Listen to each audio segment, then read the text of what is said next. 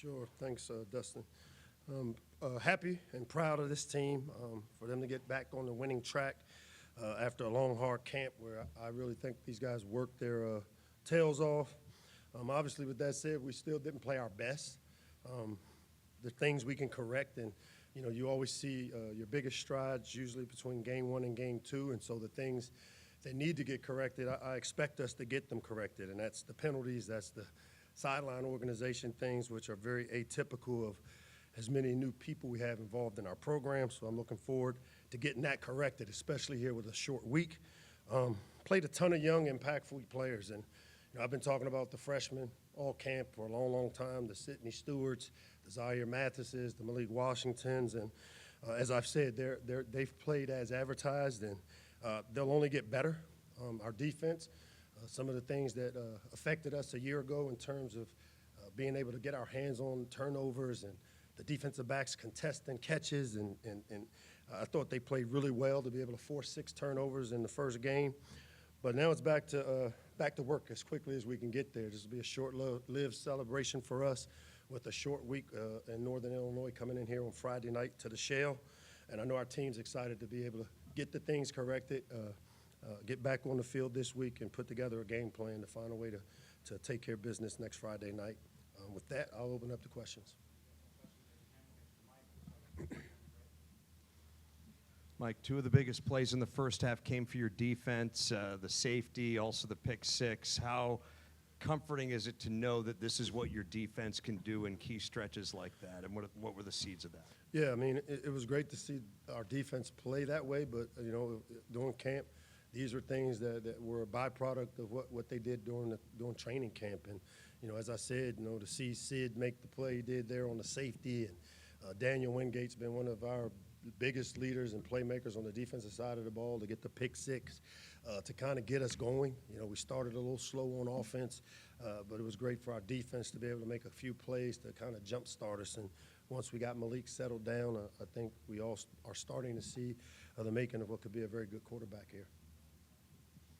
Mike, can you take us through the decision that ultimately led to Malik being named the starter, and then how do you feel he responded, especially after starting 3 for 11 passing today? Yeah, as I always said with this quarterback battle, it's always who gives us the best opportunity to win, who gives us the best opportunity to score points. Malik did that. It was a comfort level we had, the maturity level he showed. And that's not to say that those other 2 guys didn't play and compete, because we feel like, as I've said before, and this is not coach speak, that we can win with all 3 of those guys.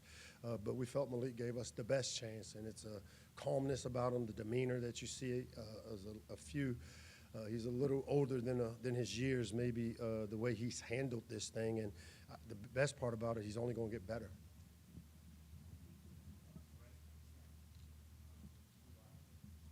I can't hear you.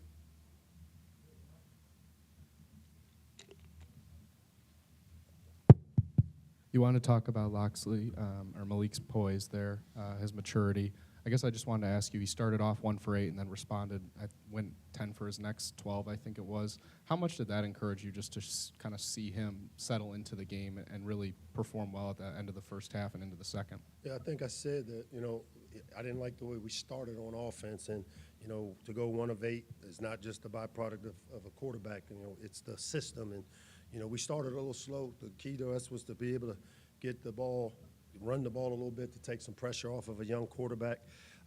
But once we kind of got going, our defense kind of jump-started us, and he was able to get a few completions. I think we started to see the type of player he is.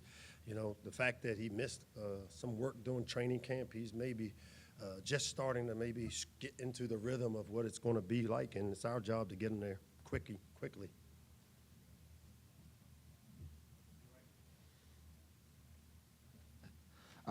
Last year, the receiver group was a bit top-heavy.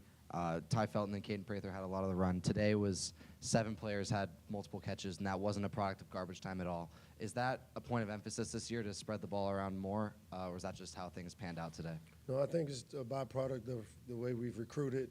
We've brought in some talented players.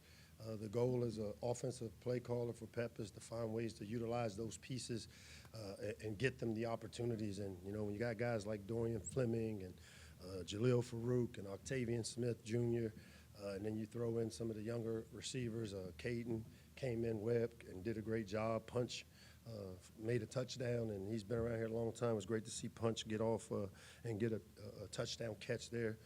I think that group will just continue to get better, but the key to us is the more diverse we are on offense, the harder it is to defend and take people out of the game. Coach Locksley, hi. I know earlier in the week you told us that this game wasn't going to be about the opponent, but about what you were going to learn about your team. I know it's only been one game, but what did you learn about your team today in particular? I think it shows that we've got talent. The players that we've talked about and these high school kids that we've thrown, I mean, I have pretty much 4 freshmen, true freshmen starting for you, and 64 players that have never played here.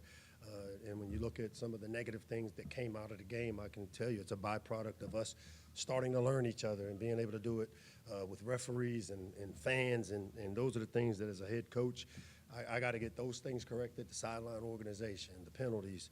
We'll get those things fixed, but to see the young players that we brought in to do the things that I think they kind of started to show today has been really encouraging for us, and we've got to build on it. Hey, Mike. George.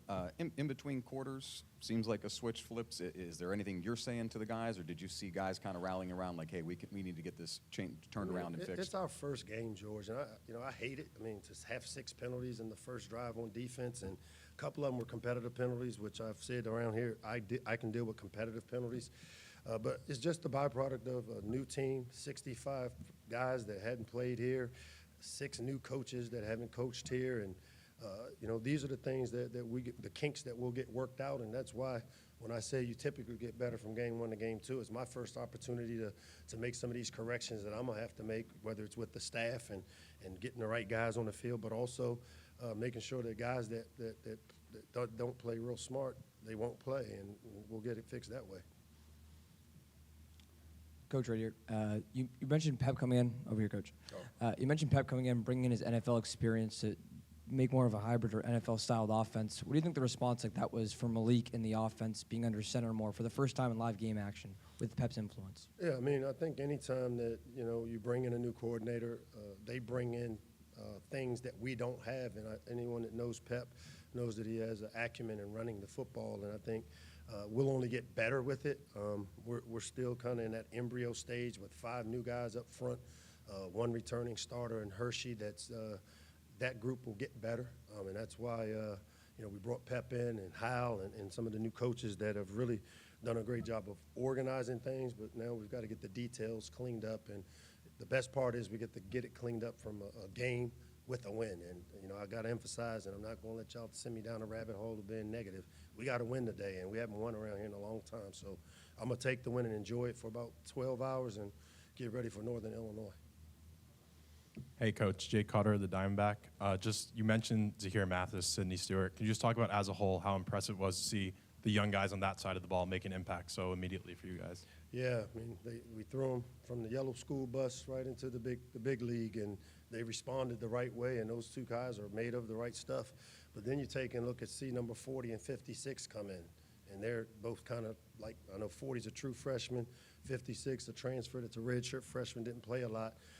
To add the depth that we've added as pass rushers and playmakers on the defensive side of the ball, it was a point of emphasis for us to see them play well and still have room to learn and grow is encouraging for me, and is encouraging for us on the defensive side of the ball. Coach Charles Young, was college football. Talk about Daniel Woodgate. You named him captain beginning for this game here. Talk about him having 10 tackles and flying over the field. How impressive was he today? Daniel Wingate's a warrior, and we're very fortunate to have that guy around here. I hate comparisons, but I was around here for a guy that wore number 42 and played heavy-handed and physical, and E.J. Henderson, one of our most decorated players, and I would say he is in that category because his leadership, he plays tough, he plays hard, he plays smart.